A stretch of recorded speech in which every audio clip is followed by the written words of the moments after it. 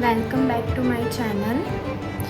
हमने आगे के सारे वीडियो में ये सब डिज़ाइन फुल डिटेल में सीखी है। आज हम सीखेंगे ये सारे चेक्स, 4 अलग अलग टाइप के क्रॉस लाइन चेक्स, डार्क और डॉट चेक्स, शेडिंग चेक्स और जिगजैग चेक्स। ये 4 टाइप के डॉट सीखेंगे, ये 4 टाइप के चेक्स सीखेंगे।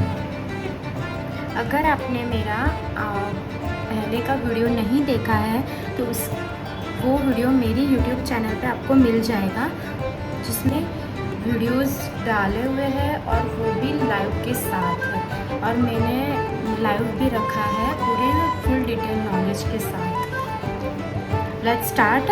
हम आज ये सारे चेक सीखेंगे।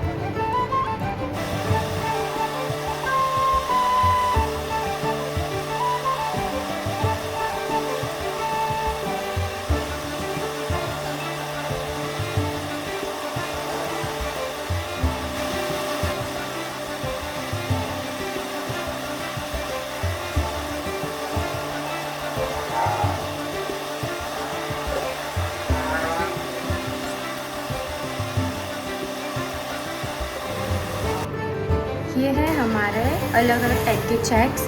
अगर आपको भी अच्छा लगा हो तो आप मेरी चैनल को लाइक, शेयर और सब्सक्राइब ज़रूर करना।